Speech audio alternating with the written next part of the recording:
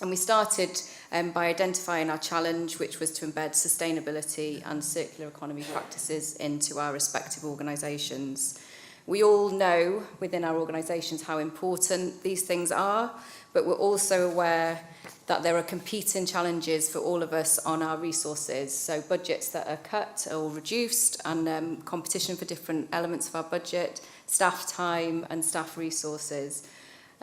So part of the challenge was to embed decarbonisation and the circular economy so that it both had a value and that it became second nature in decision making.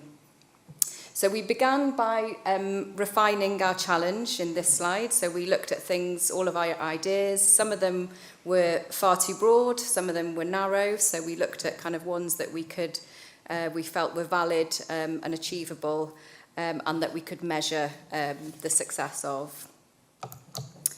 Some of the exercises then we went through to refine our challenge, and this matrix helped us explore our impact, the impact that we would make and the feasibility of what we could do.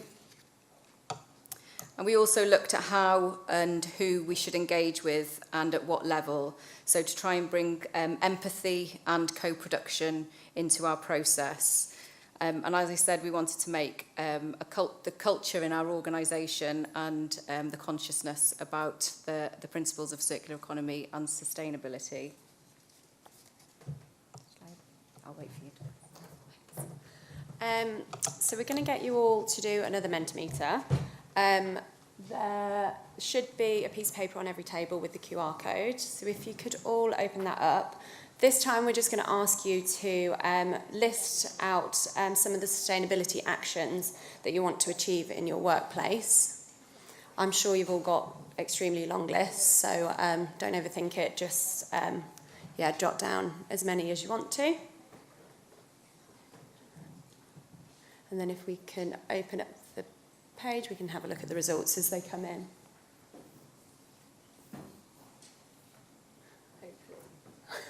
Yeah. Cool. So actually, incidentally, this the Mentimeter we were just using as a tool today to kind of go on to this next bit that we're going to discuss. But it is actually a really good tool to use within the organisation. A lot of us have talked about engagement. I'd never come across a Mentimeter until this, but it's a really good way of engaging with staff, service users, to get opinions and thoughts on sustainability. So yeah, as you can see, we've got some of the keywords up. So we've got reuse, decarbonisation, embedding core practices, reduce, zero landfill, waste segregation. These, I'm sure we've all, these are on all of our lists probably, and I think we did a similar exercise quite early on in the CAPE programme. I think it was a post-its on wall exercise where we were just listing all of the actions that we want to embed, but all of us have this shared challenge of how we actually embed them, not just implement them, but actually embed them so that they continue into the future.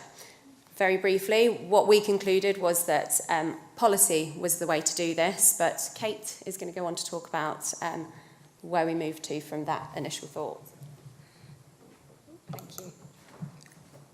Could we have the slides back, please? Well, so I think we've already mentioned today, one of our biggest barriers for all of us, I think, is policy and capacity and capability. And how can we really create that change and not just have it as a tick box within a policy statement? So we kind of fell onto McKinsey's 7 S's theories here, which looks at a whole system change approach. We've spoken about engagement today, behaviour change and policy change. I mean, I think this all needs to come together into one. So if we have shared values in the middle, which in this instance is sustainability or circular economy, strategy is really, really important. But so too are our systems and our levers and how we access that change and the structure that we have in place to ensure that we can action these. But they are meaningless without the people. The people are really at the centre of this, and ensuring that we're leading them with the right styles and giving them the skills to move forward means that we can sort of look at creating a structure that gives us a middle out, bottom up, top down approach to embedding sustainability. So we're looking at our senior leadership, our middle management and our staff users holistically, instead of picking them off one at a time. Different groups will look at enacting policy, writing policy, but pivotally even, as staff and service users, we have to use them as our conscience to test and challenge and form action discovery groups so that everything is iterative. People understand what we're doing and why we're doing it.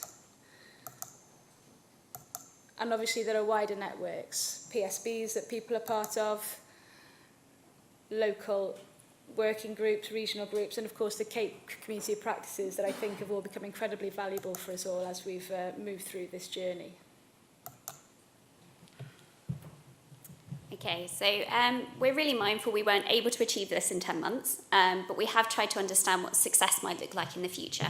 So what does that look like with things that we already measure? So hopefully there'll be emissions reductions. We should see a reduction in waste as well, especially if we're designing it out using circular economy principles. There should also be improvements in health and well-being across our regions as well.